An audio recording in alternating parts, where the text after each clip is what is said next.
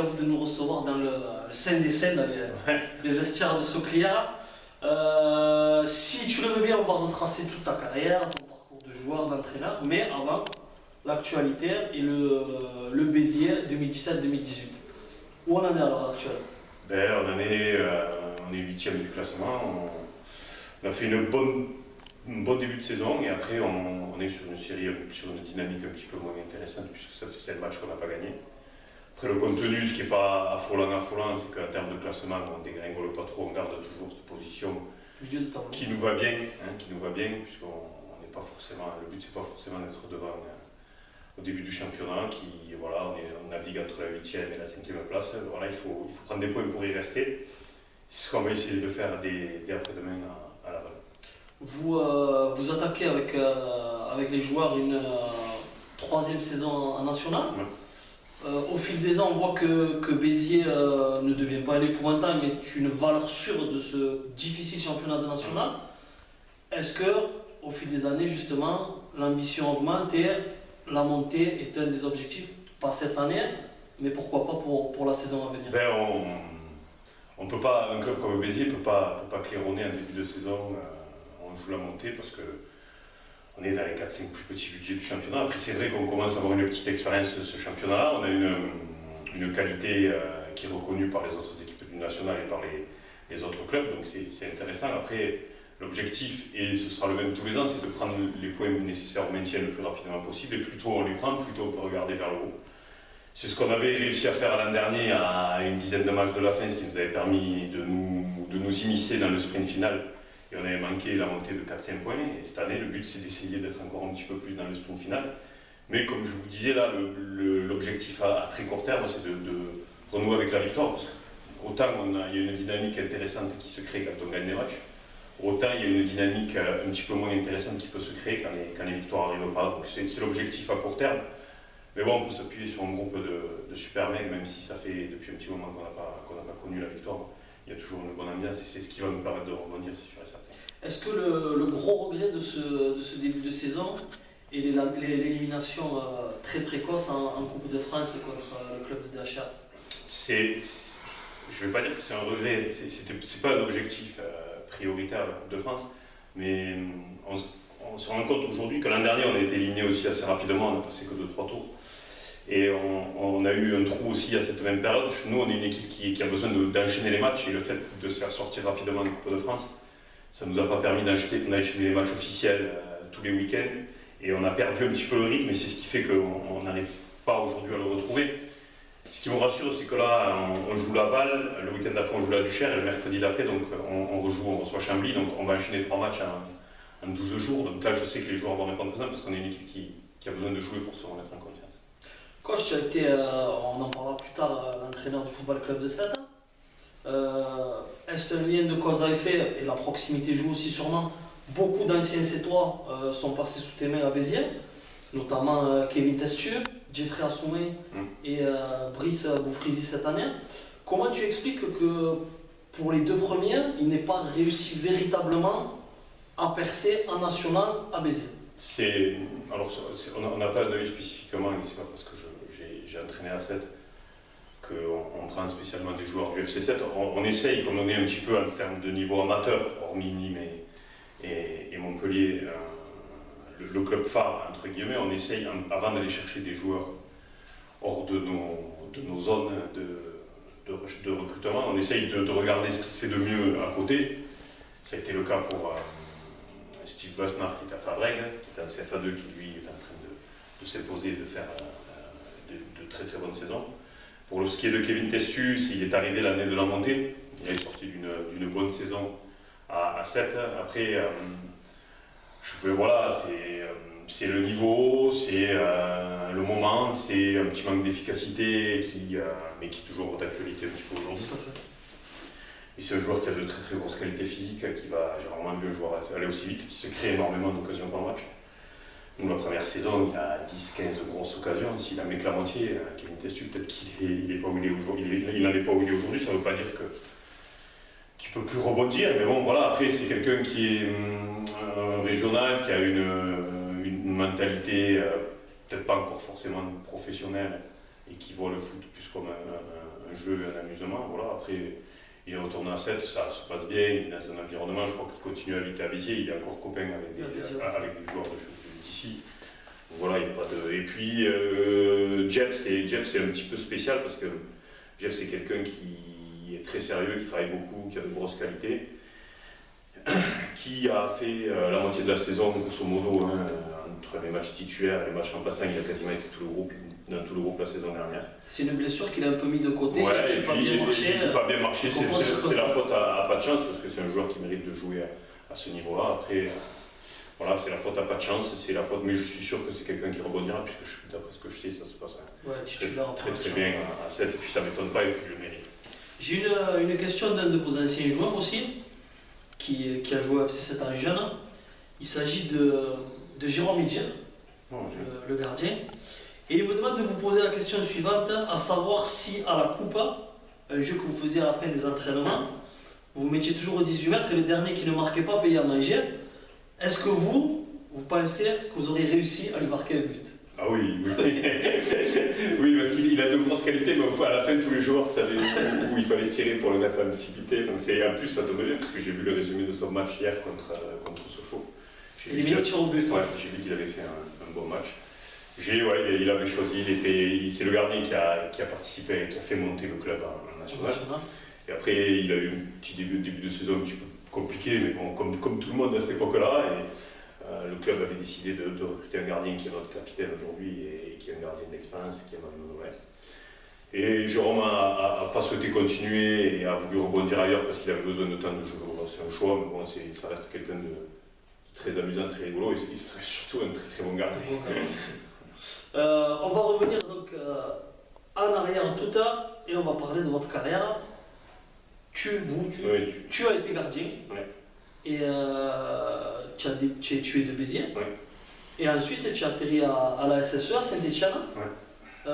Qu'est-ce qui a fait que tu n'as pas pu franchir le palier et devenir professionnel? J'ai joué un jeune dans un des 3 clubs qui forment aujourd'hui la SEB, puisque la SEB c'est un club issu de 3 clubs. À la base, c'est la fusion de 3 clubs, de Saint-Chinian, des Cheminots de Béziers et du FC de Vez. Moi, j'ai été formé au FC de Vez, j'ai joué jusqu'à 15 ans. Après, je suis parti faire toute ma formation à l'AS Saint-Étienne, avec notamment Jérémy Jadot comme pas concurrent, puisqu'on avait un an de plus, donc on se suivait généralement. On est arrivé aux portes de l'équipe première. J'ai décidé de partir. J'étais encore sous contrat, c'est moi qui ai résilié mon contrat pour aller voir un petit peu ailleurs. Après, j'ai navigué un petit peu, j'ai joué un petit peu en Écosse, en Italie, pour finir à Rouen, où j'ai rencontré mon ex-femme, et donc je suis redescendu à Rouen en déposant le bilan, je suis redescendu sur Béziers, en CFA2. À l'époque, j'ai joué 2-3 ans sur Béziers, et j'avais fait de bonnes saisons, et je devais signer au FC Istra à l'époque. Et à la visite médicale, on m'a découvert un problème de santé, une tumeur dans la moelle épinière, ce qui a fait que j'ai dû arrêter à 24 ans ma carrière de joueur. Et ce qui m'a permis aussi, donc c'est un mal pour un bien, puisque ça m'a permis aussi de plonger rapidement, puis j'avais commencé à passer mes diplômes d'entraîneur. Dès la 2e année où j'avais arrêté ma carrière, j'ai commencé à être un petit peu adjoint au FC de Vez en DH, après je suis parti à Saint-Chinian en DH. Avec une accession, non? Voilà, c'était ma première expérience. Bon, c'est pas ma première expérience de numéro 1, j'étais numéro 1 bis, c'était un petit peu bizarre. Et une accession que je n'ai pas vécue, puisque le président actuel, qui était le président de Saint-Chinian, qui est aujourd'hui mon président, m'avait licencié avant la fin. Donc c'est bien parce qu'on en rigole aujourd'hui. Et puis ça m'a permis après de faire mes armes. On va y venir, je pense, bien sûr. À 7. Juste avant ça, tu as évoqué brièvement tes expériences à l'étranger. Ouais. Est-ce que tu peux m'en parler un petit peu plus? Donc il y a eu R en Écosse, c'est ça? C'est ça, j'ai joué 3-4 mois à Air United en Écosse avec des Laurent Jaffo, Luxonor. Ancien de Montpellier, Luxonor de Monaco. De un club de D2 écossaise, c'était des... j'étais jeune, j'avais 18-19 ans, c'était un club omnisport, le président avait un club de hockey aussi, c'était au bord de la mer Noire, de la mer du Nord, pardon, excusez-moi, la mer Noire. Donc c'était vraiment dans le nord de l'Écosse, il faisait froid, c'était l'hiver, mais j'ai passé de très très bons moments. Et je suis tombé un petit peu amoureux de cet aspect du football-là, où il y a un aspect très familial, le football, même en D2 écossaise, dans un bled paumé, ça draine dans des stades en bois, ça draine à des 3-4 000 personnes, donc c'est des bons moments que je garde et voilà, c'est des bonnes expériences de vie. Et en Italie? En Italie, j'ai été 2 mois à l'Udinese, Bon, là, c'était pas pareil qu'en Écosse, puisque là, je m'entraînais avec les pros. Donc là, j'étais avec Oliver Biroff, Marcio Amoroso, Thomas Elveg. Nathalie, il était là. Ouais, voilà, l'entraîneur, c'était Alberto Zaccheroni. Qui entraînait pas en même Voilà, temps. c'est des bonnes expériences aussi, ça, c'est pas les mêmes qu'en Écosse, mais c'est des bons moments de vie. Après, il y a eu. Voilà, c'est un petit peu de poudre aux yeux, hein, mais on retombe vite dans la réalité. Et puis, il faut se remettre au travail. Et puis, ce qui est bien, c'est que j'ai toujours continué à travailler un petit peu à côté à l'école, donc je ne me suis jamais retrouvé la tête dans le seau, vraiment. Et ça m'a permis après de rebondir sur ma carrière d'entraîneur. Entraîneur, ça a été une vocation? Ben, ouais, je pense. Hein. Après, j'étais gardien. Il y a pas mal d'anciens gardiens qui sont entraîneurs. Je sais pas, ouais. Mon père était entraîneur de rugby. Donc peut-être que oui. Après, je sais pas, c'est venu tout seul. Puis c'est venu, j'avais commencé j'avais pas du tout l'esprit à ma reconversion. À 24 ans, on n'y pense pas forcément. J'avais passé le BE1 avec Gilles Bougnan à l'époque. Hein. Mais j'avais 18 ans. Donc j'étais avec Bruno Martini, qui intègre la Fédé. J'avais eu le BE1, c'était bien passé. On avait profité, j'avais eu quasiment 12 parce qu'à l'époque il fallait avoir 12 pour pouvoir aller au DEF ou au BE2, donc j'avais eu quasiment 12, j'en ai profité pour enchaîner l'année d'après et 2 ans après je me suis retrouvé à arrêter. Donc j'en ai profité derrière pour enchaîner mon diplôme d'entraîneur de football, le DEF, et puis après j'ai eu les opportunités.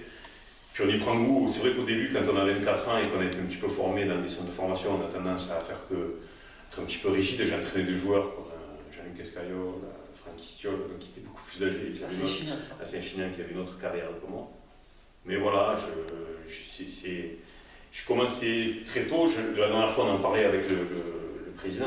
J'ai 39 ans depuis hier et j'en suis à ma 14e année d'entraîneur. Donc, ça fait une petite expérience. Si on prend une carrière normale qui s'arrête à 35-36 ans, si on rajoute 15 ans, ça fait 50 ans. La carrière d'entraîneur correspond à une carrière de joueur. Voilà, donc c'est ça. Voilà, j'ai un petit peu fait le tour. J'ai fait Béziers 7 et je suis revenu à Béziers, grosso modo. Mais ça m'a. Voilà, si on reprend mon expérience d'entraîneur, ouais, j'ai vécu des bons moments, que ce soit au début à Béziers, donc en tant qu'adjoint, ou après en tant qu'entraîneur adjoint aussi à Saint-Chinian avec une grosse équipe l'année où on est monté. Et les années en jeune à 7, les années avec la DH, hein, puis mon retour à Béziers avec la réserve adjoint en première et puis maintenant. Donc c'est une évolution à laquelle je ne m'attendais pas forcément, honnêtement. C'était pas programmé, c'était pas mon rôle d'adjoint en national avec Xavier Collin me plaisait plutôt. Et puis c'est cette opportunité qui s'est présentée, on l'a saisie. Et puis pour l'instant ça se passe bien. Après voilà, la petite intermajeure, on verra où. Justement, ça me permet de traiter un sujet peut-être un peu délicat. Au moment du remplacement de Xavier Collin, il y a eu pas mal de rumeurs dans les réseaux sociaux comme quoi tu lui avais savonné la plage. Oui. Qu'est-ce que tu en penses de ça? Il y avait deux solutions.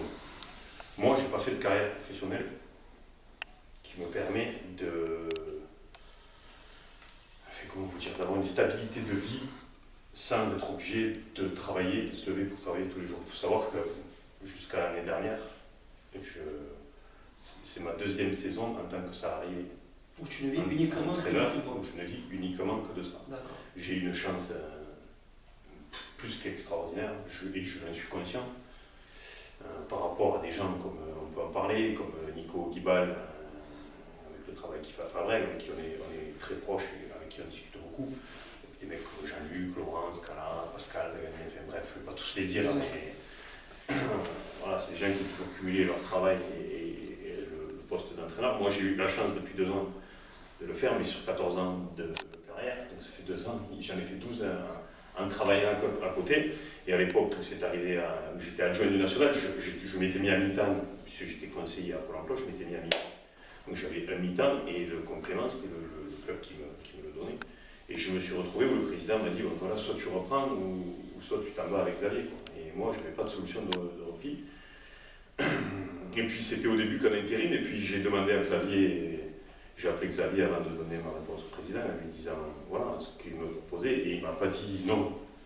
Donc à un moment donné, et puis c'est la vie qui est comme ça, c'est la vie qui fait de l'opportunité, peut-être qu'un jour, et sûrement qu'un jour ça va m'arriver, ça m'est déjà arrivé, et c'est peut-être la différence, c'est que ça m'était déjà arrivé à Saint-Chinian à l'époque, cette situation-là. Après, s'abonner à la planche, non. Les vraies personnes savent que c'est pas vrai. Voilà, j'ai saisi une opportunité qu'on me présentait. Et jusqu'à preuve du contraire, et sans faire preuve de fausse modestie, ça se passe pas trop mal. On m'a demandé de sauver l'équipe qui était mal en point, mais ça s'est bien passé. Et derrière, on m'a demandé de faire une saison correcte et on a fini 7ème. Je crois que ça faisait plus de 35 ans que le foot à Béziers n'avait pas été aussi haut. Donc c'est que ça se passe pas trop mal. Il faut beaucoup de travail, il faut beaucoup d'investissement, on le sait.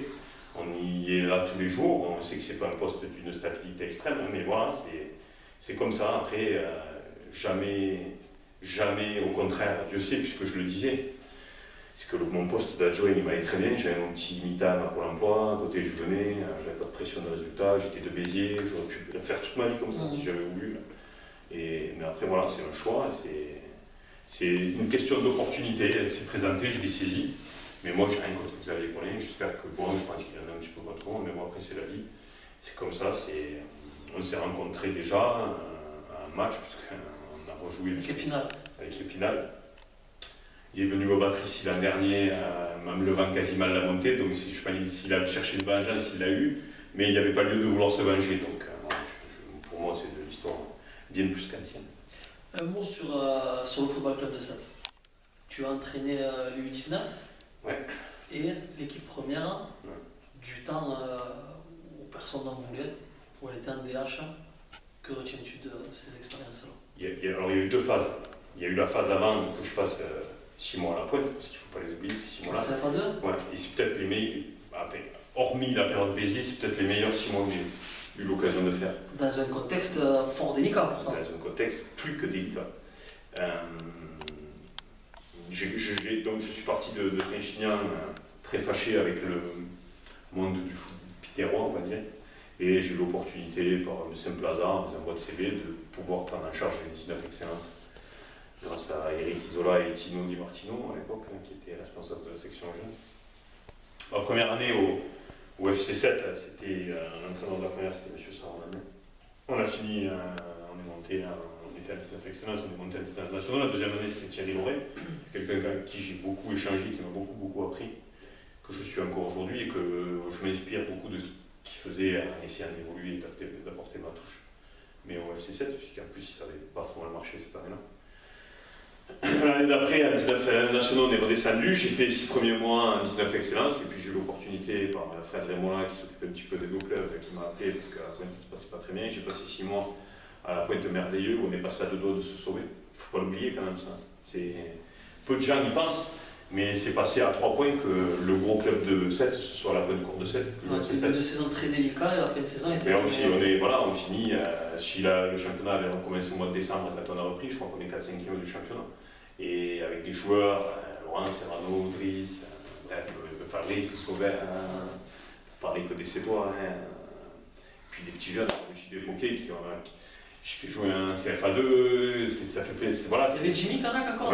Oui, c'est là que j'ai connu Jimmy, Leroy, Fernandez derrière, Thomas Écossais. Voilà, donc ça, on avait une bonne petite. On avait réussi à remettre parce que bon, après on parle souvent du métier d'entraîneur, la tactique, le truc, mais l'entraîneur aujourd'hui c'est quelqu'un qui est capable de gérer 25 mecs qui veulent tous la même chose, c'est-à-dire jouer.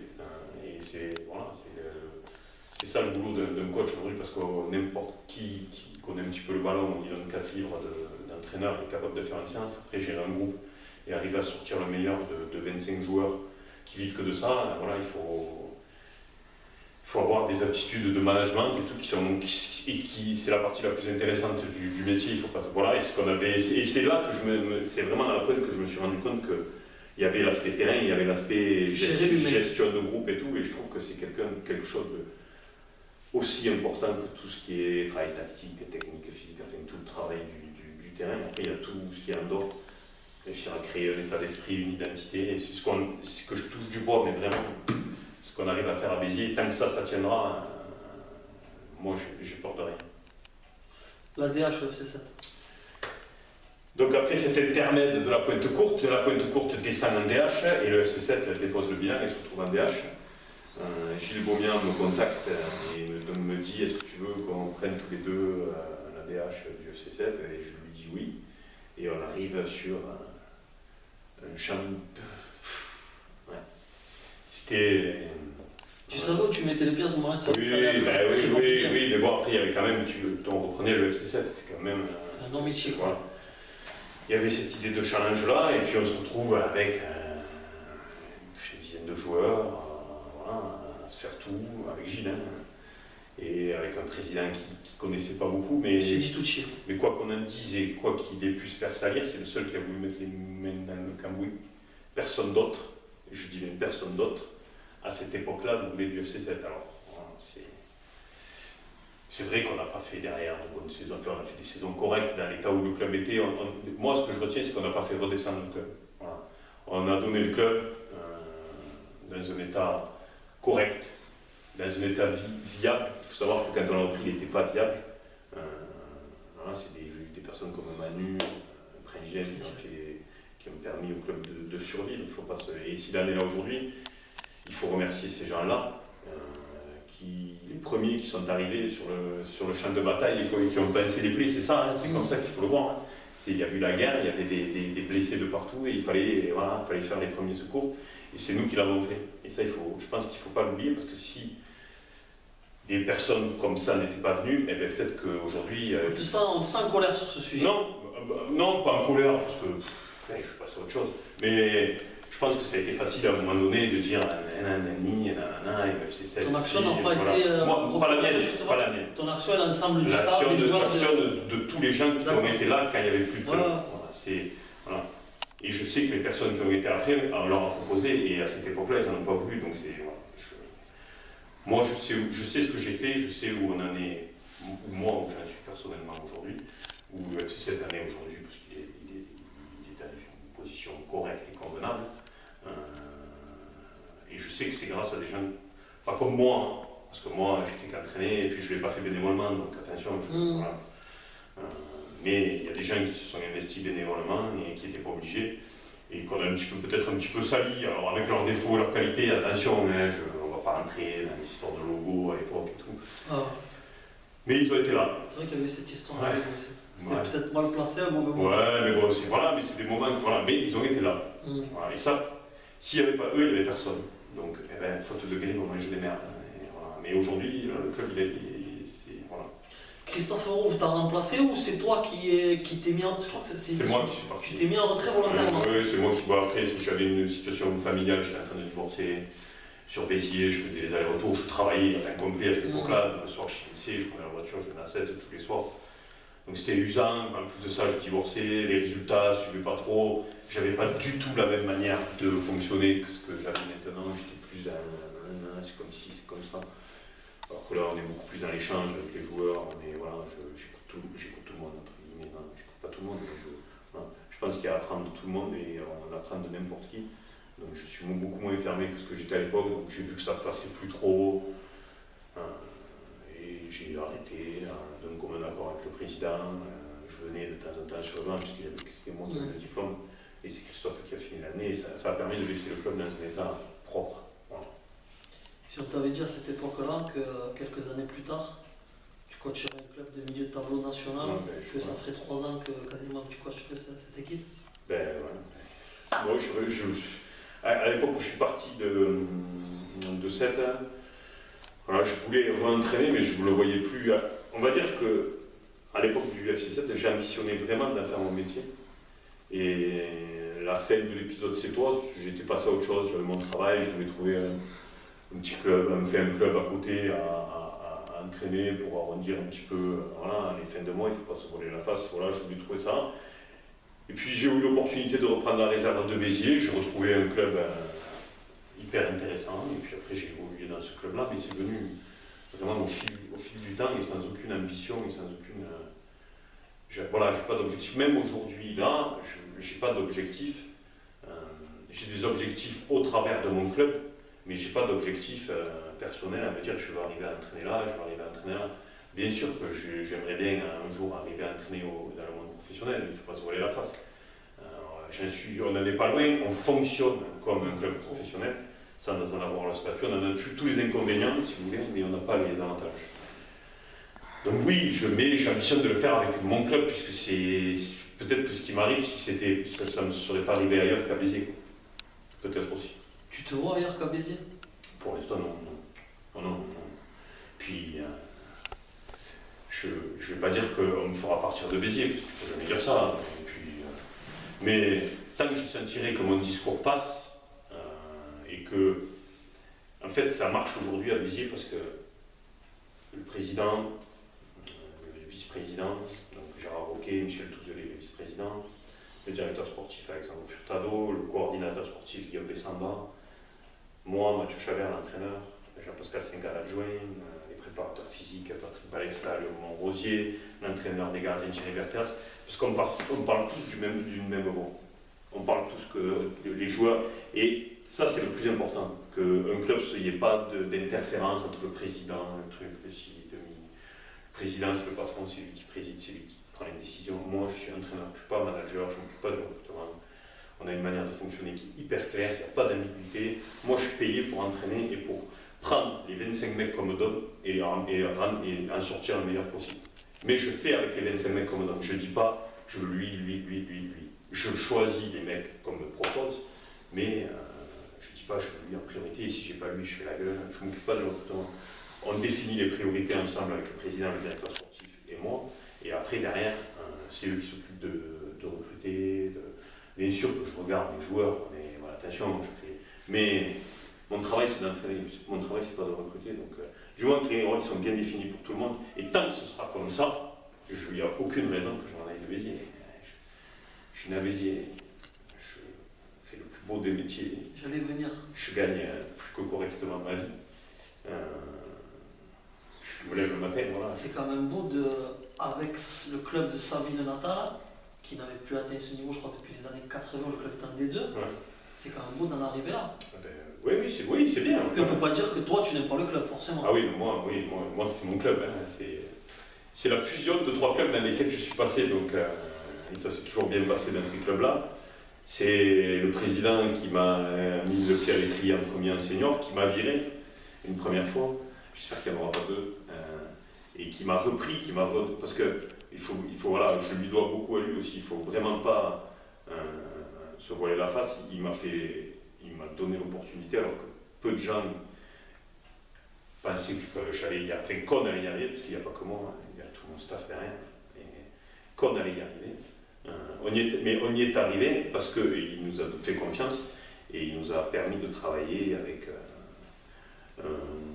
avec une sérénité, et voilà, mais on est vraiment, on dit souvent l'esprit de groupe, l'esprit d'équipe, mais l'esprit d'équipe et l'esprit de groupe, c'est pas les joueurs, c'est les joueurs, le staff, les dirigeants, toutes les personnes qui gravitent autour de l'équipe. C'est ça être un groupe, c'est pas les joueurs, les dirigeants, non, c'est vraiment quand on parle de l'esprit de groupe, nous en tout cas à Béziers, c'est le groupe. C'est important pour toi cette notion de groupe, parce que tu as ton travail, tu es l'élément numéro 1 de ce staff, mais on sent à travers ton discours que c'est pas toi, c'est un tout quand même. Mais c'est un tout. Moi, un exemple, j'ai des joueurs qui me tutoient, même des nouveaux qui sont arrivés cette année. Je n'ai jamais imposé à quelqu'un de me vous voyez, mais c'est pas parce qu'on tutoie ou on voit quelqu'un qu'on y manque de respect ou qu'on ne le respecte pas. Au contraire, quand quelqu'un me tutoie, il y a une proximité qui fait que quand on doit lui dire merde, on lui dit merde. Et je ne dis pas souvent merde, attention, mais c'est là où on a pas mal évolué. Je pense qu'avant, à l'époque FC7, j'étais un gueulard, et tout, maintenant je suis plus posé. C'est les générations aussi qui font qu'il faut être un petit peu comme ça, et puis voilà, et puis ça se passe bien, donc c'est qu'on n'a pas une trop mauvaise méthode de management. Petit aparté là qui me vient, ton frère a été également gardien de but, il a été notamment gardien remplaçant à la GIA. Ouais.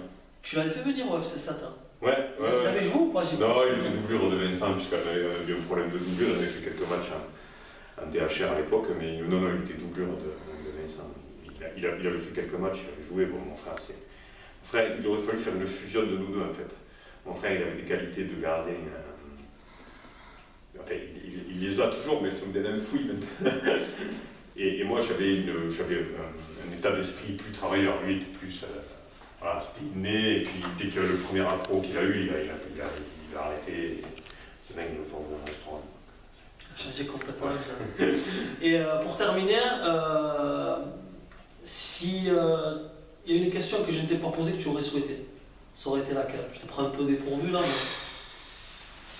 Ou que tu t'attendais peut-être à l'interview que je te pose et que... De donner mon avis sur le FC7 actuel, peut-être, je ne sais pas si on en a Ah, parlé. vas-y. Donc, non, mais je ne voulais pas le donner justement. Non, si, je vais le donner parce que. Alors, t'écoutes. Parce que les saisons précédentes, je trouvais que ça ne jouait pas beaucoup. Voilà, y avait pas de, pour moi, le FC7 de ces dernières années, c'est une équipe qui est très costaud, mais qui a beaucoup de difficultés à marquer des buts. Ça, c'est l'image que j'en ai de l'extérieur. Et puis, on les a joués en amical il y a 3 semaines. Ouais, 3 semaines. Et j'ai trouvé pas du tout, voilà, je trouvais qu'il y avait un bon projet de jeu qui se mettait en place. J'ai vu des bons joueurs que je ne connaissais pas, je trouve, les saisons précédentes, et ça se voit un petit peu en termes de classement, même si là, ça va un petit peu moins bien. Il y a eu quelques contre-performances, notamment ceux qui ont de l'ensemble, mais je trouve que c'est plus. Et puis, par exemple, je ne comprends pas qu'un club comme 7 soit passé à côté de Besnard, alors que moi je l'ai vu, que maintenant il est. Voilà, tant mieux pour moi. Attention, hein, tant mieux pour moi. Voilà. Mais je trouve que là, voilà, après je ne prononcerai absolument pas, et puis loin de moi l'idée de donner des leçons, mais alors absolument pas du tout. Mais je trouve que cette année, voilà, ça donne l'impression qu'il y a une nouvelle dynamique. De ce que j'ai vu, j'ai pas vu de match de championnat, j'ai vu qu'un match amical.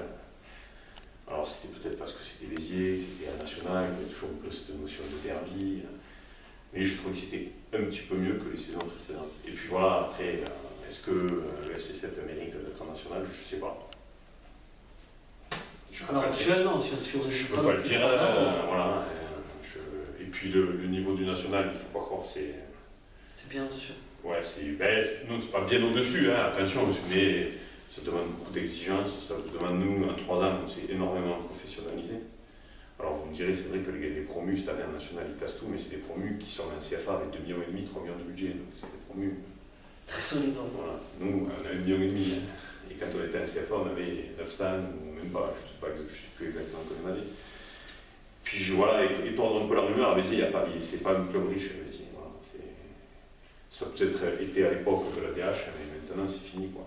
Et même l'époque de la CFA2, l'année où on est monté avec un budget comme le FC7. Quoi. Voilà. Je regardais le classement, il y a Laval qui a fait un petit focus sur nous, là, puisqu'on se déplace après-demain, et sur leur site, ils mettaient un petit peu les dernières années, et je suis tombé sur ça. L'année avant qu'on monte, de CFA national, on finit 9e. Et l'année d'après, on monte, on finit 1er devant Grenoble. Donc, c'est arrivé à garder pendant 3-4 ans une même ossature d'équipe. Pour créer une bonne dynamique, ce qu'on disait tout à l'heure. Et à un moment donné, après, il y a des années où le FC7 a connu un DH et un CFA2. Il y a des années où tu sais que tu as monté. Quoi. Quand il y a un poteau, ça rentre, et pour les autres, quand il y a un poteau, ça sort. Donc, et ça, c'est une part importante aussi, il ne faut pas se voiler la face. Allez, pour terminer, tu vas juger la qualité de mon interview. Qu'est-ce que tu as pensé de cette interview? Très bien. C'était correct? C'était très bien, c'était pas correct, c'était très bien. C'était aucun problème, c'est bien, longue vie. Ben, j'espère aussi. Mais je suis le FC7 sur la page d'ailleurs, voilà, pour suivre les résultats en live quand j'y pense. Après, je ne vais pas dire que je me lève le matin et que je reste. Mais quand j'y pense, comme tous les clubs évoluant en championnat national de la région, je regarde les résultats du FC7, d'Agde, des clubs à côté, puisque comme on est le club un petit peu, on suit les bonnes performances et les bons joueurs du coin. Très bien. Ben, merci à toi pour ce riche entretien et bonne chance pour la fin de saison. Merci. Merci.